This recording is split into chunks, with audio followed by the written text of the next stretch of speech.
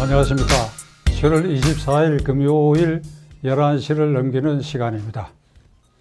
이 시간에는 야당에 대한 이야기를 해볼까 합니다.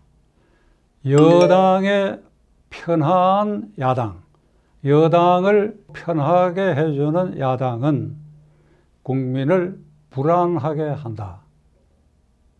여당에 만만하게 보이고 얕잡혀 보이는 야당은 정권 교체에 실패하고 그리고 국민을 불안하게 한다. 이런 말이 되겠습니다. 우선 첫째로 오늘 중으로 추미애 법무장관의 탄핵 표결이 있을 것으로 예상되는데 하루를 앞당겨 갖고 어제 탄핵 표결이 있었습니다. 민주당에는 아마 이탈표가 없다고 추정됩니다. 물론 야당은 아주 전원이 가표를 던진 것으로 추정됩니다. 문제는 탄핵안을 발의해서 본회의장의 표결에 이르는 이런 과정에 야당이 민심에 호소해가지고 민심에 왜 추미애 법무장관이 탄핵되어야 되는가 하는 불의 심지를 댕기질 못한 것입니다. 아주 조용하게. 그래서 여당에는 아주 편안하게 표단속이라고 하는 것도 떠들썩하게 하는 것 전혀 없이 조용하게 마감하고 말았습니다. 추미애 장관은 회심의 미소를 아마 지었을 것입니다. 그거 봐라. 별 수 있느냐 너희들이 하는 것. 이건 마치 야당이 법과대학 학생들에게 헌법 실습 현장을 보여주는 모습. 탄핵 발의는 3분의 1 이상이 할 수 있다. 그리고 본회의에서 발의한다. 그리고 표결해서 처리한다. 요 교본적인 모습을 보이는 것은 될 수 있을지 모르지만은 추미애 법무장관은 이 정권 현 단계에 있어서 독주의 최선봉에 서서 이 정권을 향한 검찰 수사를 완전히 해체해버리고 지금 사실상 윤석열 총장은 식물 상태에 있죠. 검찰총장은 지금 완전히 독수공방, 우리의 갇힌 꼴이 되어버렸습니다. 그것을 진두지휘한 전방총사령관이 법무장관 추미애 장관인데 헌법 위반하고 검찰청 위반하고 폭압적 언론을 구사하는 이 장관을 탄핵에서 심판하려고 하면 발의 전에 또 발의 후에 표결에 이르는 이런 과정에 야당이 두 눈을 부릅뜨고 이것이 왜 탄핵돼야 되는지 하는 결기, 의지 안 보였잖아요. 김종인 위원장, 주호영 원내대표 그런 결기를 보였습니까? 그리고 왜 하루를 앞당겨 가지고 표결에 응합니까? 오늘이면. 그러니까 그대들이 아예 처음부터 이 탄핵안은 우리가 한번 흉대로 헌법 규정에 있으니까 해본다는 이런 생각으로 했다고 단정할 수밖에 없습니다.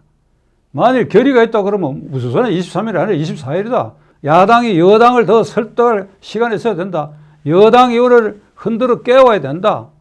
민심을 흔들어 깨워가지고 여당에게 압력의 바람이 가서 이 탄핵안을 부결시키면 그 후폭풍이 이 정권의 심장 영향을 미치고 민주당의 위상에도 손상이 온다 하는 거.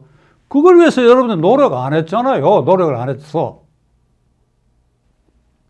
채널A 이동재 기자와 한동훈 검사가 모의 공모 작당하여 신뢰전 사건으로 구속되어 있는 주범 이철에게 협박을 해가지고 배후에 유심 있는 권력 실세가 있는 걸 토해내게 하려고 하는 것을 모의하고 실행에 옮기려고 했다.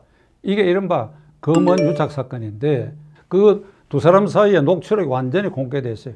그 어느 구석에도 강요죄를 모의했다는 흔적이 없습니다. 강요죄라고 하는 것은 협박, 폭행으로 사람으로 하여금 의무 없는 일을 시킨다. 협박으로 구속되는 이철에게 협박을 가해가지고 그 입을 통해서 신라진 사건 배후에 권력 실세가 있는 것을 토해내도록 하는 이 엄청난 일을 모의했다. 그 흔적이 아무것도 없습니다. 그런데 추미애 장관 국회 본회의에서 뭐라고 답변하는가 하니까 그 녹취록이 단순한 검언유착 이상의 것이 드러났다. 지금 언론이 사실 거의 통제돼 가지고 한 개의 종편에서 이걸 아주 집중적으로 다루고 있을 뿐이고 당사자인 채널A와 동아일보까지 위축돼 가지고 동아방송에 혹시 면허 취소되지 않나 침묵을 지키는 이런 상황입니다. 이걸 누가 대신해서 문제를 삼아줘야 하는가? 제1야당이죠. 제1야당. 이동재 기자와 한동훈 검사를 보호하라는 거 아닙니다. 이게 언론 자유가 훼손되고 권력이 터무니없는 일로 검언유착으로 검찰을 옥죄고 완전히 식물 상태로 만들어 놓은 윤석열 총장을 아주 싹을 잘라버리려고 이게 덤벼드는 이런 일에 그대들은 지금 어떤 방호벽을 치고 어떻게 문제를 제기하고 있습니까? 이것도 편안하게 보고 있는 것이죠. 청와대와 여당 핵심부는 속으로 아마 웃을 것입니다. 이 바보들 같은 야당아, 이런 호재를 만나가지고 어떻게 이렇게 편안하게 지내느냐. 제가 유권자의 한 사람으로서 이 대목에서 분노하지 않을 수 없습니다. 누구를 향해서? 추미애 장관이나 권력 핵심부가 아닙니다. 야당을 향했습니다. 왜 그 꼴이냐 이 말이야. 수도권 부동산을 값을 잡기에 실패했습니다. 22번째 안까지 제안했으나 대책을 내놓을 때마다 집값과 전셋값이 뛰기 시작했습니다. 이 정권은 이제 어찌할 수 없는 지경에 이르렀습니다. 아예 처음부터 손을 안 댔으면 모르겠지만 끝까지 손을 댈 수밖에 없지요. 그 탈출구를 수도를 세종시로 이전하는 안을 이걸 행정수도라고 둔갑을 시켜가지고 야당과 협의해서 법률안으로 통과시켰다. 헌법 개정 없이 지금 이루고 있는데 이게 순전히 부동산 집값 때문에 일어난 일입니다. 지금 세종시로 행정부처 또는 국회가 옮겨올지도 모른다는 그 소문만 갖고도 지금 집값이 뛰고 있어요. 글로 가면 거기에 또 집값이 뛰게 될 것입니다. 그럼 거기에 또 대책을 세워야 될 거 아닙니까? 그런데 어제 국회에서 미래통합당 의원들이 질문은 제대로 했어요. 질문 제대로 했어요. 무슨 질문을 했냐? 집값 오른 게 사실 아니냐? 그러니까 김현미 국토부 장관은 궁지로 모른 거 거기까지는 괜찮아요. 그런데 그대들이 비판하고 비난하는데 끝나고 있어. 대안을 내놔야지, 대안을. 왜 수도를 세종시로 옮기면 안 된다 하는 거. 그리고 이 정권의 실패에 대해서 우리는 이런 대안을 갖고 있다. 지금 여의도 연구원 같은 데서 밤잠 안 자고 불을 켜놔놓고 이 문제에 대해서 대책을 마련하고 대안을 마련하고 있습니까? 안 하는 것 같아. 잘못 내놓으면 또 야당도 얻어맞을 것 같으니까 몸을 사리는지. 야당을 어떤 경우나 몸살이면 안 돼요. 내놔요, 내놔. 그걸 내놓고 공격을 해야 될 거 아니요. 김종인 위원장은 최근에 정권이 개헌안을 인원하자고 한다면 의논에 응하겠다 하는 발언을 했습니다. 이 굉장히 위험한 지금 사고방식인데 이 대통령 임기가 끝날 때까지 이 헌법에 손대면 안 됩니다. 야당이 다음 정권을 탈환할 자신이 있다고 한다면 2022년 대통령 선거의 공약으로 그래서 거기에서 새로 뽑히는 대통령 그것은 당연히 우리 야당 몫이다라고 하는 긍지를 가지고 그 대통령 재임 중에 필요하다면 개헌을 해야 된다 하는 공약을 해야지 2년 뒤에 대통령 선거를 헌법 개정을 통해서 개정된 헌법에 의한 대통령 선거를 한다. 이건 굉장히 위험한 발상이고 오해가 따를 수가 있습니다. 김종인 위원장. 지금 정권 핵심부가 기도하는 것은 이원 집정제 아닙니까? 이런 내각제가 되든 어떠든지 간에 대통령을 직선으로 하되 그것은 외교 안보 권한만 부여하고 내정에 관한 일체의 권한은 총리가 갖는다. 이렇게 개헌을 해가지고 2022년에 대통령 형식상 투표를 뽑으니까 뽑아놓고 180석이 넘는 이 국회가 앞으로 4년 유지될 테니까 총리 거기서 뽑혀 나오지요. 야당에게 총리 뽑힐 기회가 없잖아요. 21대 이 국회에서는. 이걸 노리는 겁니다. 왜 그러냐.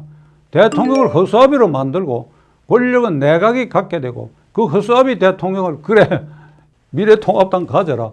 김종인 위원장이 청와대 한번 들어가고 싶은 생각이 있다 그러면 김종인 대통령 만들어주고 권력 내각은 우리가 쥐고 이렇게 해서 문재인 대통령과 핵심 실세들이 퇴임 후에도 보호받겠다는 거 아닙니까? 이 수를 노려볼 수 있어야지요. 듣기 좋게 무슨 경제 조항을 강화해서 경제 민주화 조항을 강화하고 어쩌고 그거 다 핑계에 불과한 것이고, 김종인 위원장 이 문제에 대해서 태도를 분명히 하세요. 제가 말씀드리죠. 단념하세요. 절대 응하지 마세요. 우선 국회에 3분의 1 이상의 의석을 가진 야당이니까 거기 응할 필요가 없는 것입니다. 단념하세요. 단념하십시오. 추미애 법무장관 탄핵안을 이렇게 무기력하게 여당의 입장에서 보면 편안하게 표결에 회부해가지고 아주 편안하게 부결되는 이 상태를 보면 다가올 공수처 발족도 주호영 원내대표 뭐 이렇게 우리는 반대한다는 이런 신용만 되고 결국은 여당 입장에서 보면 편안하게 공수처가 발족되는 거 아닙니까? 공수처장 추천위원 중에 야당 몫이 2개 있습니다. 이게 마지노선인데 이거 지킬 자신이 있습니까?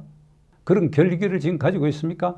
그것에 따르는 태스크포스를 만들어가 단계적으로 어떤 대책을 세우고 있다 하는 거 제 귀에는 아직 들려오고 있잖아요. 지금 뭐 하고 있어요?